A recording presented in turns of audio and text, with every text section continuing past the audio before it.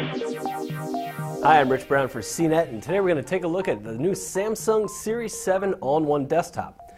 So this is Samsung's new Windows 8 PC. This model comes in around $1099, so it's actually a pretty affordable 23-inch Windows 8 system.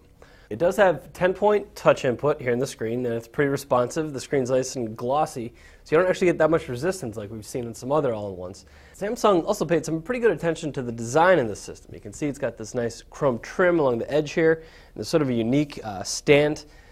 The screen tilts back about 30 degrees, so it doesn't have that full reclining that you get in some other all-in-ones, but it's still not bad if you want to just come up to it and use it like a kiosk-style system. Now, because it's $1099, the system isn't the most fully featured that we've seen.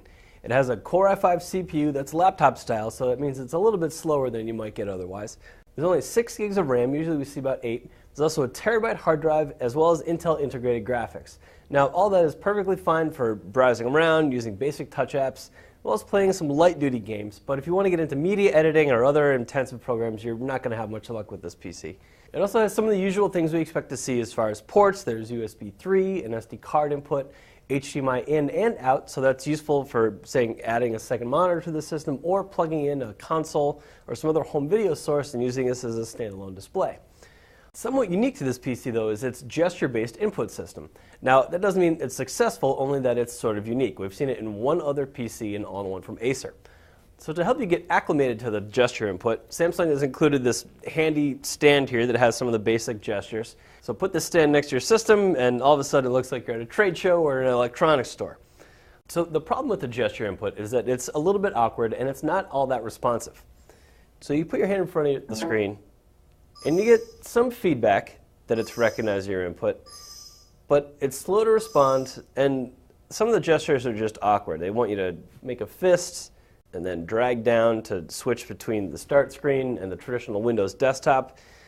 And that's something that I haven't been able to get work at all yet. So from one point of view, the gesture input isn't really that successful. It's not responsive, it's a little bit awkward to use, and in general it just doesn't feel quite right. Considering the price and the other features in this system, though, Samsung doesn't appear to be charging a big premium for the gesture input. So you really don't lose a lot by having it here. So in all, this is a pretty decent looking, relatively affordable Windows 8 all-in-one. It has a nice big 23.6-inch screen, and it has all the features and performance that you more or less expect to find in a PC in this price range. So for anybody looking for a basic mainstream all-in-one, I can certainly recommend the Samsung Series 7. I just wouldn't get too excited about the gesture controls. So I'm Rich Brown. This is the Samsung Series 7 all-in-one.